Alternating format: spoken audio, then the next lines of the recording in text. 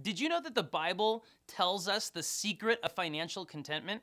I know a lot of us would like to know that secret because we go through life worrying about money, wondering where our money's going to come from, wondering if we're going to have enough, or wondering how much we need to have to make us happy. And the Bible says that you can find financial contentment. In fact, all of us can. And the secret to financial contentment is found in the book of Philippians.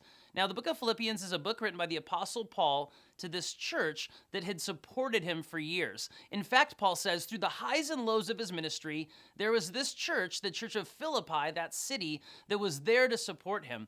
And in this letter to this church, we find this secret about our finances. But before we get to the secret of financial contentment, I want to turn your attention to the generosity of this church. Now, the church in Philippi was a poor church. The people in that church, from our perspective, wouldn't have financial contentment. They wouldn't be a church that you would think would be very generous because they were people who were very poor. But Paul says, in spite of their poverty, they have been generous. They have contributed to his needs, and because of that, God has blessed them and God has used them to share the gospel throughout the Roman Empire. And in fact, Paul says that the generosity of this poor church is known everywhere.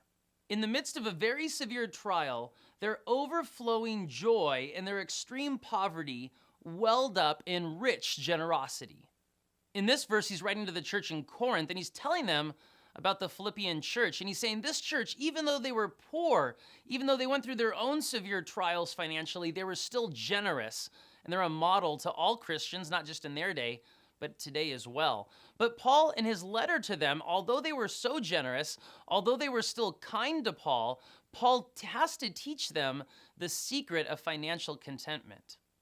And what he's really teaching them is that they can find contentment in all circumstances. Paul lets them in on a little secret, and so he lets us in on a little secret too, that it really doesn't matter how much money you have or how much little you have. If you're a Christian, you can find contentment. Not that I was ever in need, for I have learned how to be content with whatever I have. I know how to live on almost nothing or with everything.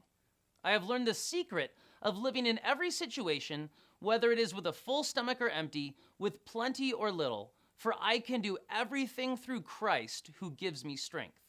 Paul makes this amazing claim in this passage that it doesn't really matter to him if his bank account is full or if it's empty, or for that matter, if his stomach is full or if it's empty, because he has learned that true contentment doesn't come through his stuff. It doesn't come through having money. It doesn't come through having a successful business. Contentment comes through being connected to Jesus Christ, his Lord.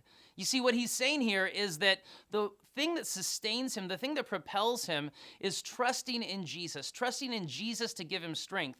And that's when he says, I can do all things through Christ who strengthens me, which is, that's a very popular verse, popular with athletes. You might see it on their boxing trunks or, on their cleats or something. But really what that verse is saying is that you can do anything in life. You can find contentment in any part of life once you find your contentment in Jesus Christ. If you trust in Jesus, you will be satisfied, no matter what your outward physical life looks like. Now, you might think it's a little rude for Paul to write this to the Philippian church. After all, they're poor, and they already support Paul, so shouldn't he cut him a little slack? But he's already warned them. He said, don't be anxious about your circumstances. Don't worry about money. And that's a message that speaks to a lot of us who worry about money, who worry about having financial security, who worry about retirement, or if we're going to have enough money to put our kids through college. What Paul says is learn to trust in Jesus. Learn to trust that God is the one who's in control. God is the one who owns the cattle on 1,000 hills, as it says in the Old Testament, and God is the one who will meet your need. And when you learn to trust in God, believing that he will provide for you, you have found the secret of financial contentment. And then whether God blesses you with a lot, with a moderate amount, or with not that much, you can be happy because your happiness, your joy is found in Jesus Christ.